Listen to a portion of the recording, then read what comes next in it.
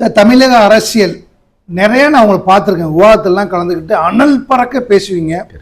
இப்போ உள்ள காலகட்டத்தினுடைய அரசியல் நிகழ்வுகள் எப்படி இருக்கு? 2026 பரபரப்பா தமிழ்நாடு எதிர்பார்த்து கொண்டு இருக்கின்றது. யார் வெல்வார், யார் ஆட்சி அமைப்பார் என்று. ஒரு நேரத்தில் பார்த்தீங்கன்னா சட்டசபை எதிர்கட்சியில வந்து சிங்கம் கணக்க கருவிச்சர் வந்து கேப்டன் விஜயகாந்த். அந்த அளவுக்கு இப்ப எதிர்கட்சி இல்லைன்னு பேசுறாங்க. உங்களுடைய நிலைப்பாடு எப்படி சார்? போயிடலாமா? என்னுடைய நிலைப்பாடு என்னன்னா சார், முதல் முறையாக சட்டசபை தேர்தல் கடந்த ஒரு 10-15 வருஷத்துல கேப்டன் இல்லாத ஒரு எலெக்ஷனை எந்த அளவுக்கு உப்பு சப்பு இல்லாத பிரியாணி மாதிரி இருக்கும். 2026. ஆமா, 2026. ஆனாலும் என்னன்னா ஒரு நடிகர், இன்னொரு நடிகர் வந்திருக்காரு. விஜயகாந்த் சார் என்ற ஒரு ஆளுமை இருந்த இடத்துல ஒரு குளுமையான ஒரு தம்பி வந்திருக்காரு. விஜய் பத்தி தம்பி மாதிரி அவர் உருவாக்குனாரு. ஆனா விஜயகாந்த் சாரோடைய இடத்தை ஃபில் பண்ண முடியுமா? நான் இப்பவே சொல்ற முடியவே முடியாது. ஏன் முடியாதுன்னா அந்த தைரியம், தன்னம்பிக்கை, எதையுமே யதார்த்தமா பேசக்கூடியவர். எதிர்ப்பார் சார், நியாயத்துக்கு பக்கத்துல நிப்பாரு, துணிச்சலா பேசுவாரு. மேபி எதிர்காலத்தில் திரு விஜயகாந்த் அவர்கள் அதை போல் வரலாம், விஜய் அவர்கள் வரலாம். ஆனா இப்போதைக்கு விஜயகாந்த் தான் சார். எதிர்கால அரசியல் பார்த்தீங்கன்னா சார் குழப்பமா இருக்கும் சார், பெரிய குழப்பமா. இப்போ நான் உங்க சேனலுக்கு சொல்றேன், இதை நீங்க ரெக்கார்டா எடுத்து வச்சுங்க. அடுத்து வர எலெக்ஷன்ல யாரும் தனி பெரும்பான்மை வரமாட்டாங்க, யாரும் வர முடியாது. குழப்பம் ஏற்படும்.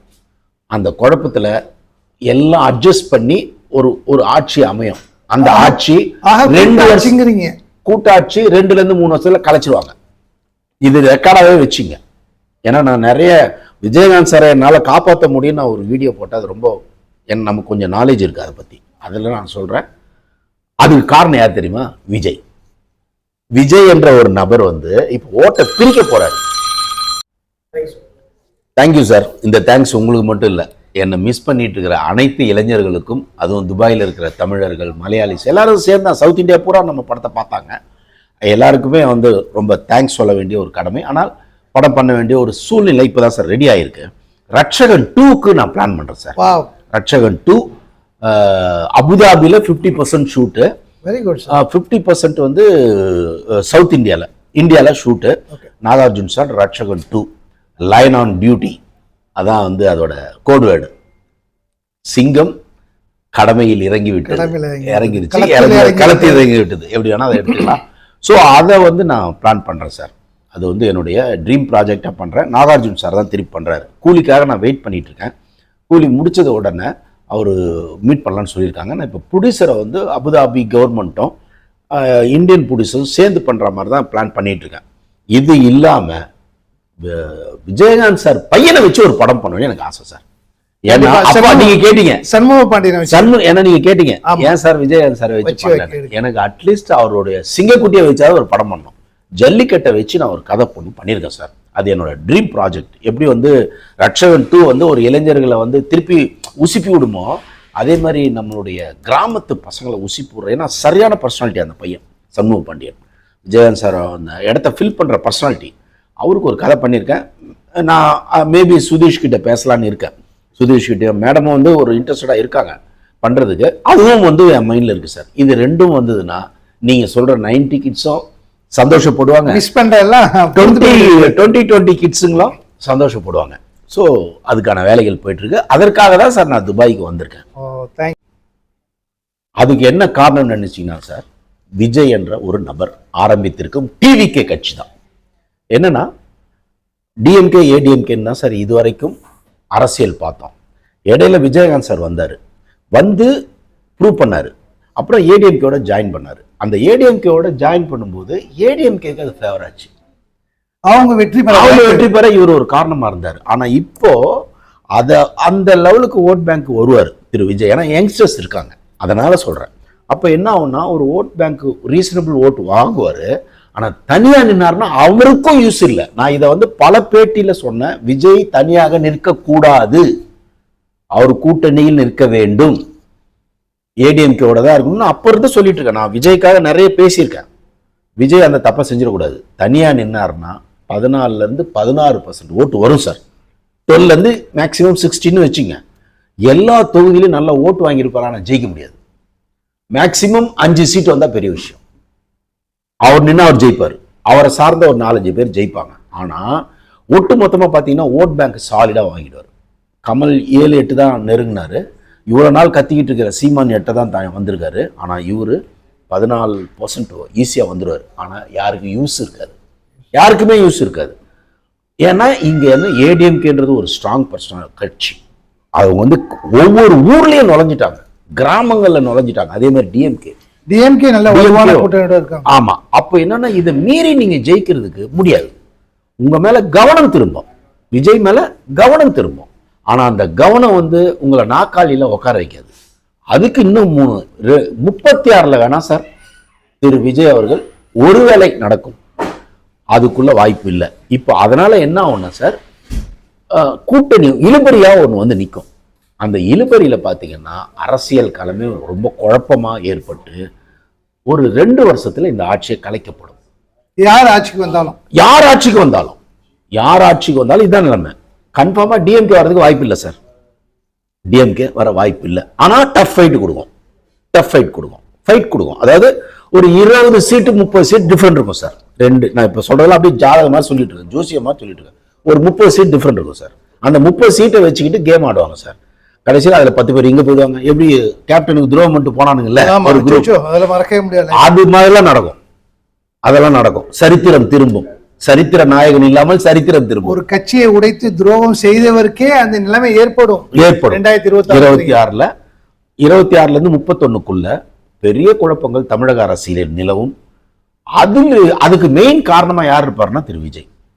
அதுல விஜய் இறங்கி வேலை செஞ்சாருன்னா மேபி 31ல அவர் இறங்கி வேலை செய்யணும். இது வரைக்கும் அவர் இறங்கி வேலை இறங்கி வேலை செய்யணும் சார். இப்போ விஜயகாந்த் சார் ஒன்ஸ் டிக்ளேர் பண்றாரு சார், அதுக்கப்புறம் புயலா கிளம்பினார்ல. அவர் நடிக்கக்கூடிய காலத்திலே ஒவ்வொரு கிராமத்துல கொடியை பறந்துகிட்டு இருக்கு. அவர் அந்த இது வந்து விஜய் கிட்ட இல்ல. மேபி எதிர்காலத்துல வரலாம். ஆனா அப்படி வந்தால் அவருக்கு வாய்ப்பு இருக்கு. இல்லைன்னா அவர் ஒரு கவனிக்கக்கூடிய அரசியல்வாதியா இருப்பார். இல்லைன்னா கூட்டணி போயிடணும். ஏன்னா ஏடிஎம்கேல ஆள் இல்லை. அதான் நான் சொன்னேன், ஏடிஎம்கேல ஆள் இல்லைப்பா. அங்கே ஆல்ரெடி ஒரு 25% ஓட்டு இருக்கு. நீ உள்ள செஞ்சீங்கன்னா 40% முடிஞ்சு போச்சு, ஈஸியாக தட்டிட்டு போயிடலாம். இதை நான் தந்தி டிவியில் சொல்லியிருக்கேன், நியூஸ் 18ல சொல்லியிருக்கேன், நியூஸ் 7ல சொல்லியிருக்கேன். ஆனால் அவங்க தனியாக தான் நிற்கிறாங்க. ஏன்னா சரியான அட்வைஸ் இல்லை விஜய்க்கு. அதே மாதிரி விஜயகாந்த் சாரோடைய கூட்டணி சேர்த்துக்கணும்.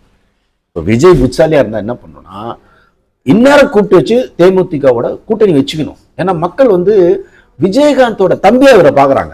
அப்ப என்ன 2 கட்சியுமே ஸ்ட்ராங் ஆயிடும்.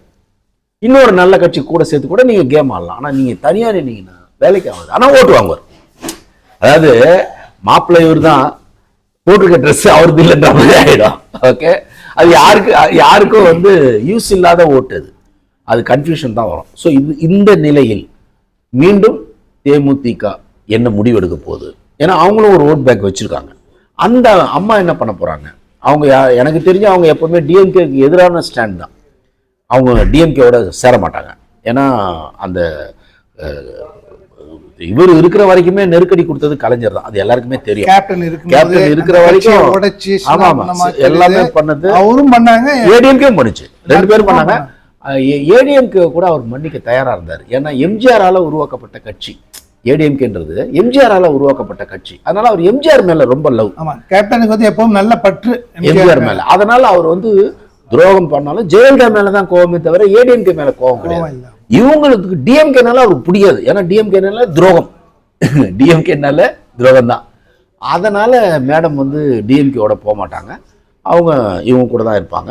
விஜய் புத்திசாலியாக இருந்தால் தேமுதிகவை இந்நேரம் கையில எடுத்துக்கணும். கையில எடுத்தாலே ஒரு பலம், ஒரு யானை கூட வந்துடுச்சுப்பான்னு இல்லைங்களா? நீங்க 2 யானை இருக்கிறீங்க, இன்னொரு யானையை சேர்த்துக்க, அது ஒரு யானை தானே, அது ஒரு யானை தானே அப்படின்னு நம்ம நிறைய பேசியிருக்கோம். எதிர்காலத்தில் இந்த மாதிரிலாம் வந்ததுன்னா விஜய் ஏதாவது கவனிக்கப்படுவார். வெறும் அவர் மட்டும் நின்னார்னா அரசியலில் பெரிய குழப்பம் வரும். இதுதான் என்னுடைய 26 பார்வை. என்னன்னா சார், இப்ப இருக்கிற தமிழ் இண்டஸ்ட்ரியோட இது வந்து சொல்ல கொஞ்சம் கஷ்டமா இருக்கு. பெரிய படங்கள்லாம் ஒரே மாதிரி இருக்கு. உதாரணத்துக்கு எடுத்த இப்போ கமல் சார் பண்ண படம் மிகப்பெரிய எதிர்பார்ப்புக்குள்ள கமல், சிம்பு, த்ரிஷா, மணிரத்னம், பெரிய எக்ஸ்பெக்டேஷன், பெரிய குரூப் வந்து ஆடியன்ஸை திருப்தி பண்ணல. ஏன்னா தக் லைஃப்னு நம்ம என்ன நினைச்சோம்னா ஒரு மாஃபியா கேங்கோட படம் வரும்னு பார்த்தா மாமியார் மாமனார் கதையை எடுத்து வச்சுட்டாங்க. மாஃபியாவை எதிர்பார்த்தது மாமனார் மாமியாரை போட்டா என்ன ஆகும்? அதுல தப்பாயிடுச்சு படம். அது மாதிரி நிறைய படங்களை சொல்லலாம். இப்போ கடைசியாக வந்து இவர் பண்ண படைத்தலைவன் ஓரளவுக்கு ரீசனபிளா போயிருக்குன்னு சொன்னாங்க. அது துபாயில தான் பெரிய லெவல்ல போச்சு. டூரிஸ்ட் ஃபேமிலியும் நல்லா போயிருக்கு. டூரிஸ்ட் ஃபேமிலி ஆமா, சிம்ரான் வந்து வித்தியாசமா. அதே மாதிரி படைத்தலைவன் நல்லா போயிருக்கு. படைத்தலைவன் கவனிக்கப்பட்டிருக்காரு. ஆமா, கேப்டனுடைய பையன் வந்து சண்முக பாண்டியன் கவனிக்கப்பட்டிருக்காரு. ஸோ அதனால என்னன்னா சார், வித்தியாசமான கதைக்களம் தான் சார் ஆடியன்ஸ் கேட்குறாங்க. இன்னைக்கு என்னன்னா ஜாதி களத்துக்குள்ள கொண்டு வந்து சில சார் டைரக்டருங்க கொண்டு வந்து நிறுத்திட்டாங்க சார். ஜாதி எடுத்தா பாரு, எந்த சினிமாவை பார்த்தாலும் தமிழ் மொழியை தாண்டி ஆங்கில மொழி வந்து இப்ப உள்ள வந்து அது ஒரு பக்கம். கலாச்சாரமா பார்த்தீங்கன்னா சார், ரொம்ப லோக்கலா சினிமாவில் போய் தேட்டரில் ஒரு 2.5 hours வந்து உங்களை ரிலாக்ஸ் பண்றதுக்கான மெட்டீரியல் தரமாட்டேங்கிறாங்க. அவங்களுக்கு பிடிச்சதை எடுக்கிறாங்க. இப்போ நான் எடுத்த படம்லாம் என்ன மாதிரி அந்த காலகட்டத்தில் வந்த டேரக்டர்ஸுங்க ஆடியன்ஸுக்கு படம் எடுத்தோம், மக்களால் வரவேற்கப்பட்ட. இப்போ இருக்கிற டேரக்டருங்க என்ன பண்றாங்க, அவங்களுக்கு பிடிச்சதை எடுத்து இதை பாருன்றான். எப்படி பாப்பா, நான் காசை கொடுத்து நீ சொன்னது நான் பார்க்கணுமா? பீப்புளுக்கு என்டர்டைன் தான். அப்படி ஒரு என்டர்டைன்மான படத்தை உங்க மூலியமா மிக விரைவில் ரட்சகன் 2 அதை பண்ணும் சார். இன்னொன்று வந்து நான் சொன்ன சண்முக பாண்டியன் படம் வந்ததுன்னா நீங்க கேட்குற கேள்விக்கான ஒரே தீர்வு இளைஞர்களுக்கான முரட்டுத்தனமான தமிழர்களுக்குள்ள இருக்கிற வெறிய தூண்டுற படம். நல்ல ஒரு கேரக்டரோட கதையம்சம் ரெடியா பவுண்டரி ஸ்கிரிப்ட் இருக்கு. அது அவருக்கு தான் நம்ம மைண்ட்ல வச்சிருக்கேன். நிச்சயமா அது வந்ததுன்னா நீங்க கேட்ட கேள்வி பூர்த்தி அடையும். கேப்டனை வச்சு ஏன் எடுக்கலன்னு அவங்கள்ட்ட ஒரு கேட்டீங்க, அதுக்கான பதில் கேப்டனுடைய சிங்கக்குட்டி சண்முக பாண்டியனை வச்சு ஒரு சந்தோஷமா ஒரு ப்ராஜெக்ட் ஆரம்பிச்சிடலாம். கண்டிப்பா சார், உங்களுடைய எண்ணம் வெற்றி பெற மனமார்ந்த வாழ்த்துக்கள். நன்றி சார். ரெடியா? ஸோ நான் நிறைய விஜயகாந்த் சாரை பத்தி பேசியிருக்கேன்.